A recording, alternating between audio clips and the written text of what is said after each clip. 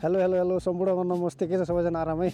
म चाहिँ आज फिनल्यान्डको लाथिभन्ने सिटीमा घुम्नको लागि आएको थिएँ अनि यहाँ हाम्रो बहिनीज्वाइँहरूलाई भेटघाट गर्नको लागि पनि। यहाँ चाहिँ निकै नै रमाइलो ठाउँ रहेछ होइन। यहाँ चाहिँ फिनल्यान्डको सबभन्दा ठुलो सबसे ठुलो र सबसे पहिला पनि होला सायद मलाई लाग्छ। यहाँ चाहिँ स्की गर्ने जम्पिङ गर्ने ठाउँ सबसे ठुलो रहेछ यहाँ चाहिँ होइन। देख्दा पनि कस्तो राम्रो, टाढाबाट हेर्दा पनि कस्तो राम्रो देखिन्छ। अहिले त तपाईँको अहिले चाहिँ यो मान्छेले गरिराखेको त छैन, तर चाहिँ यो मार्चतिर चाहिँ यहाँ चाहिँ एकदमै अब फिनल्यान्डभरिको मान्छेहरू आउँदो रहेछ यहाँ चाहिँ स्की गर्नको लागि, स्की जम्पको लागि होइन।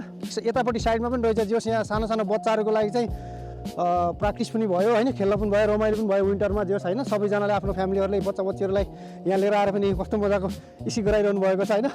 देख्दा पनि आनन्द लाग्ने, हेर्दा पनि होइन। तर के चिसोले गर्दा अलिकति भयो पनि, तर सेफ्टी तरिकाले मान्छेहरूले यहाँ जस आफू सेफ्टी भएर न्यानो यहाँ कपडा लगाएर जस स्की गरिरहेका छन्। यहाँ पनि रमाइलो रहेछ जस सिटी होइन। म चाहिँ अहिले दोस्रो पटक हो यहाँ आएको, तर पनि निकै नै रमाइलो आयो। पहिलोपटक आउँदा त त्यस्तो घुम्न पाइएन, अहिले चाहिँ हामी जस घुम्ने भन्ने हिसाबले पनि निक्लिरहेका छौँ बाहिर होइन। क्लियरली राम्रो देखियो यहाँबाट होइन।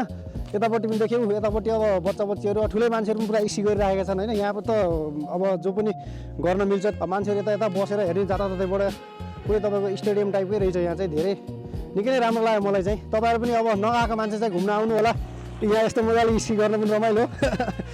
तपाईँहरू जो आउनु भएको छैन एकचोटि आउनु होला हेर्न, गेमहरू हेर्न। यहाँ चाहिँ अब अहिले त गेम त चलेको छैन, म गेमको बेला पनि सायद मिलेन आउँछु होला हेर्न होइन।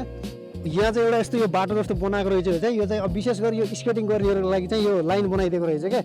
अब मानिसहरू जस तपाईँको यहीबाट गरेर एउटा मान्छे गइसक्यो त होइन, अरू पनि आउँदैछन् उताबाट।